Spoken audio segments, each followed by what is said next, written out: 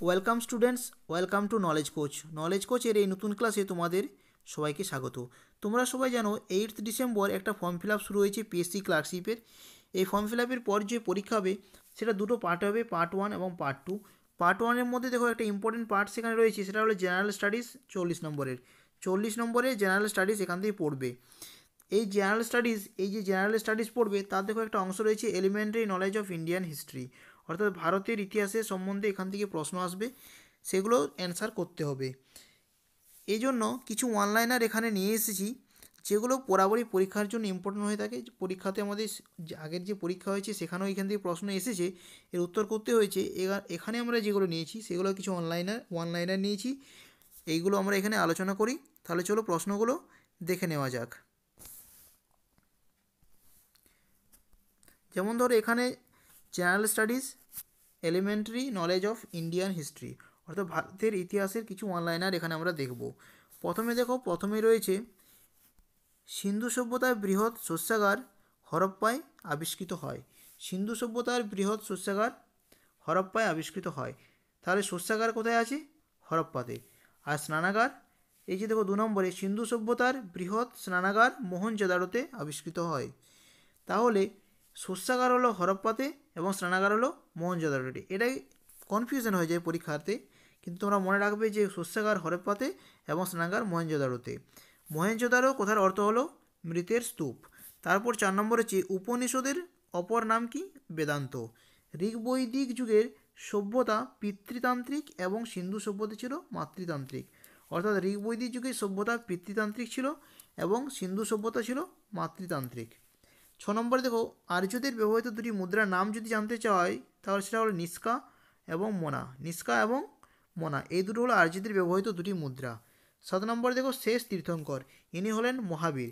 এবার যদি জানতে চাওয়া হয় যে 23তম তীর্থঙ্কর কে ছিলেন, তাহলে উত্তর হবে পার্শ্বনাথ। 23তম তীর্থঙ্কর ছিলেন পার্শ্বনাথ।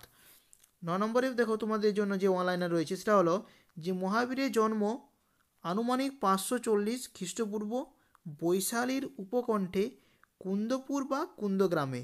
তাহলে মহাবীর জন্মগ্রহণ করেন বৈশালীর কুন্দগ্রামে 540 খ্রিস্টপূর্বে। 10 নম্বরে দেখো রয়েছে যে প্রথম জৈন সংগীতি অনুষ্ঠিত হয় পাটলিপুত্রে প্রথম জৈন সংগীতি অনুষ্ঠিত হয়।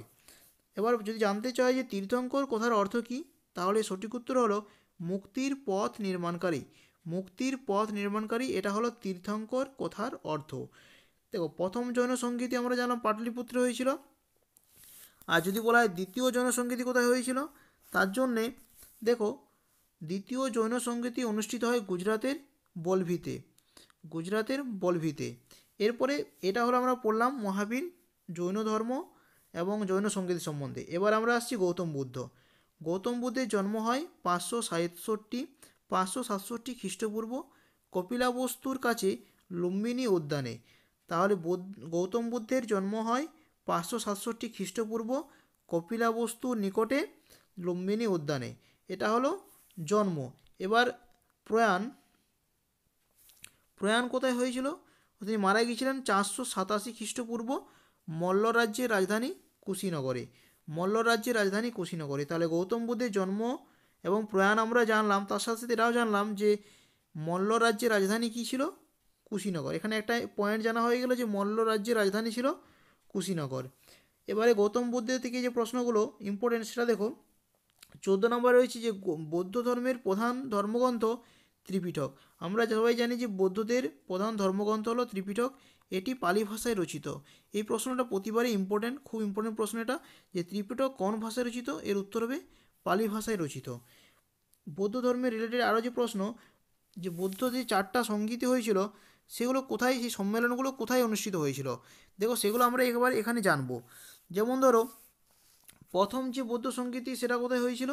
মগধের রাজগৃহে। দ্বিতীয় বৌদ্ধ সংগীতি সেটা হয়েছিল বৈশালীতে। তৃতীয় বৌদ্ধ সংগীতি অনুষ্ঠিত ছিল পাটলিপুত্রে।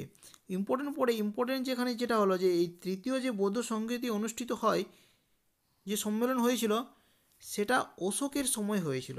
তাহলে তৃতীয় কোথায় হয়েছিল? পাটলিপুত্রে। কার সময় হয়েছিল? অশোকের সময়। 18 নম্বরে দেখো যেটা রয়েছে সেটা হলো চতুর্থ বৌদ্ধ সঙ্গীতি, চতুর্থ সম্মেলনটা কোথায় হয়েছিল? কাশ্মীরের কুন্তল বনবিহারে। এটা হয়েছিল কনিষ্কের সময়। তাহলে তৃতীয় হয়েছিল অশোকের সময় এবং চতুর্থ হয়েছিল কনিষ্কের সময়। এটা হয়েছিল কাশ্মীরে। এবং 19 নম্বর প্রশ্ন, সেটা দেখো, গৌতম বুদ্ধের শিষ্যত্ব গ্রহণকারী দুজন রাজার নাম। একজন হলেন যে কুশল রাজ প্রসেনজিৎ এবং মগধের রাজা বিম্বিসার। পরবর্তী যে প্রশ্ন, বিম্বিসারের সময় মগধের রাজধানী কী ছিল?